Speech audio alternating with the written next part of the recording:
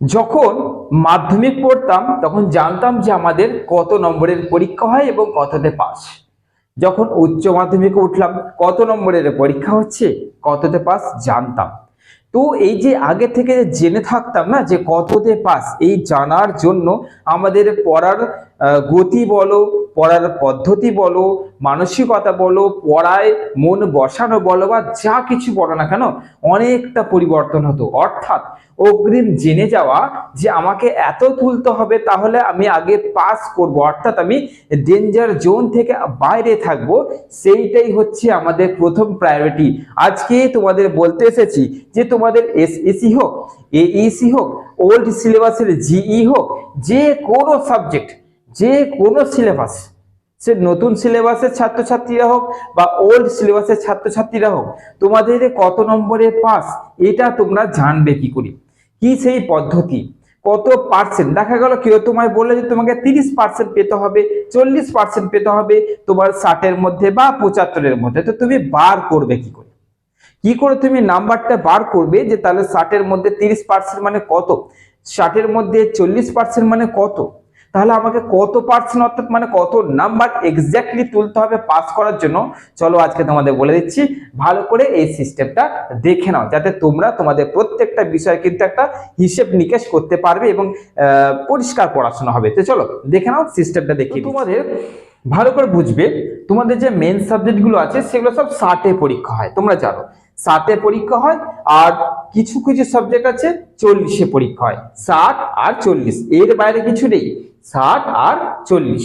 তো এই যে 60 আর 40-এর মধ্যে ভালো করে বলে দিচ্ছি তোমাদেরকে, অর্থাৎ পাশের যেসব স্টুডেন্টস রয়েছে তাদেরকে কিন্তু 30 মানে মানে শতাংশ নাম্বার তুলতে হবে, অর্থাৎ 30% নাম্বার তোমাদের কিন্তু এই 60 বা 40-এর মধ্যে তুলতে হবে। আর অনার্সের যারা রয়েছে তাদের 40% নাম্বার তুললে তোমাদের অনার্সটা টিকে থাকবে। তো এবার কথা হচ্ছে, যেহেতু নতুন সিলেবাসের মেজর মাইনর রয়েছে, এইখানটায় মেজর মানে তো অনার্সের স্টুডেন্টসরা রয়েছে, তো সেটা সবারই রয়েছে, মানে মেজর মাইনর সবারই রয়েছে। সেই ক্ষেত্রে ভালো করে শুনে নাও যে অনার্স যারা ভাবছো যে অনার্সে পড়াশোনা করছো তাদের কিন্তু ওই 40% নাম্বার তুলতে হচ্ছে।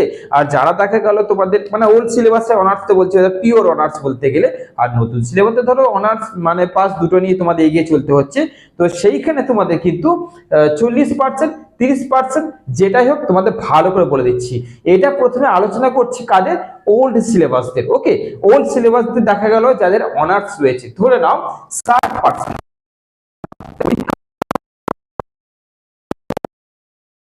যেটা অনার্সে বলছি, অনার্সে মানে 60-এর মধ্যে তুলতে হবে, 40% তোমাদের নাম্বার তুলতে হবে। 40% কত? এইখান থেকে 10 বার করো, 10-এর 40% মানে 4, তাহলে 60 যদি হয় 4 দিয়ে গুণ করে দাও, অর্থাৎ তোমাদের কিন্তু এই 24 নম্বর তুলতে হবে। ওল্ড সিলেবাসের অনার্স স্টুডেন্টসদের 24 নম্বর তুলতে হবে পাস করতে গেলে, অর্থাৎ তোমাদের অনার্সটা টিকিয়ে রাখতে গেলে মিনিমাম এই নাম্বারটা তোমাদের তুলতে হচ্ছে। তারপরে যত তুলতে পারছো তত ভালো। ওকে, তোমাদের প্রথমে আমি কি দেখাচ্ছি, তোমরা ডেঞ্জার জোন থেকে বাইরে থাকতে গেলে যে নাম্বারটা লাগবে সেটা কিভাবে ক্যালকুলেট করবে। এবার চলে আসছি, এটা পাস অনার্স সবারই কাজে লাগবে। 40 নম্বর যারা পরীক্ষা দিচ্ছ তোমরা এবার নিজেরাই বার করতে পারবে। 40 আমি 40% যদি বার করি, ভালো করে বোঝো 40%, তাহলে এখানটায় আবার 10 বার করো, আবার 4, 40 মানে কত হচ্ছে? 4 4 16, অর্থাৎ এই যে নাম্বারটা, এই নাম্বার তুলতে হচ্ছে, এই নাম্বারটা তোমাদের তুলতে হচ্ছে তোমাদের এসএসসি বা কম্পালসারি সাবজেক্টের জন্য। কিন্তু অ্যাকচুয়ালি ভালো করে বুঝে নেবে যে যেখানে 40 থাকবে সেখানে তোমাদের 30% নাম্বার তুলতে হয়। 40 মানে 30% নাম্বার তুলতে হবে।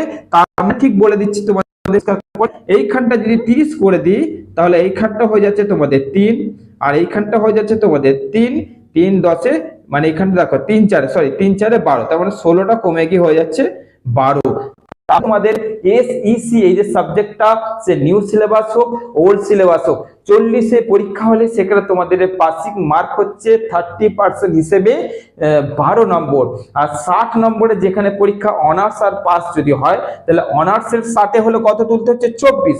আর পাসের যদি 60-এর মধ্যে পাস করতে হয় পাস স্টুডেন্ট থেকে, তাহলে কিন্তু এইখানটা আমি একটু এইখানটা তোমাদের 60-এর মধ্যে যেটা করতে হবে, যারা পাশে পড়াশোনা করছো 30% নাম্বার পেতে হবে। এইখানটা 10-এর মধ্যে 3 লিখে দাও, এইখানেও 3 লিখে দাও, 6 3 18, অর্থাৎ তোমাদের পেতে হচ্ছে 18। তাহলে এবার পরিষ্কার বুঝে যাও যে যারা 60 নম্বরের পরীক্ষা দিয়েছো পাসের স্টুডেন্টস, তাদের পাস করতে গেলে 18 নম্বর তুলতে হবে।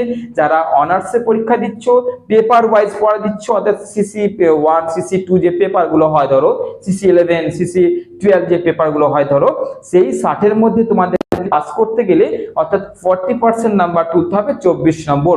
তাহলে old syllabus new syllabus honours pass তোমাদের দিতে পারলাম। আর SEC কম্পালসারি সবাই বলতে গেলে 30% নাম্বার তুলতে হচ্ছে, অর্থাৎ তোমাদের 12 নাম্বার তুলতে হচ্ছে 40 এর মধ্যে। তো আশা করছি তোমাদের পরিষ্কার বোঝাতে পারলাম যে তোমাদের 5 নাম্বার তুলতে গেলে যে নাম্বারটা তোমরা পাচ্ছ অর্থাৎ 30% 40% তোমরা কিভাবে হিসেবটা করবে, আজকে তোমাদের কিন্তু আমি হিসেবটা বলে দিলাম যে এইভাবে কিন্তু তোমরা হিসেব করবে। তো আশা করছি স্নেহের ছাত্রছাত্রীরা তোমরা বুঝে গেছো যে তোমাদের 5 নম্বর কতটা, এটা বার করতে গেলে ইচ এন্ড এভরি সাবজেক্টে তোমরা বুঝতে পারবে যে আমাদের তাহলে কত পাস করতে হবে, কি করে বার করব। ওকে, 30% আর 40%, 40% কাদের, অনার্স স্টুডেন্টসদের, 30% কাদের, পাসের স্টুডেন্টসদের।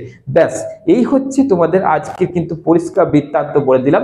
যদি এরকম কোন রকম ইনফরমেটিভ ভিডিও তোমাদের চাই, কোনো রকম কোশ্চেন থাকলে এই ভিডিওর কমেন্টে লিখে জানাও যে স্যার আমাকে একটু এই জিনিসটা ক্লিয়ার করে দিন, আমি তোমাদের ভিডিও মারফত ক্লিয়ার করে দেবো। তোমরা যেটা কমেন্ট করবে সেটাই আমি ভিডিও মারফত তোমাদের ক্লিয়ার করে দেওয়ার হুবহু চেষ্টা করবো। তো চলো দেখে নিই কমেন্টে তোমাদের কোথায় কি ডাউট রয়েছে, আমি কিন্তু কমেন্ট বক্সে অপেক্ষা করছি। আশা করছি তোমরা বুঝে গেছো। যদি বুঝে যাও অবশ্যই কমেন্টে লিখে জানাবে যে হ্যাঁ স্যার ক্লিয়ার হয়ে গেল। চলো দেখা যাক তোমাদের আর কোনো ডাউট আছে কিনা, আমি অপেক্ষা করব। ভালো থেকো, সুস্থ থেকো।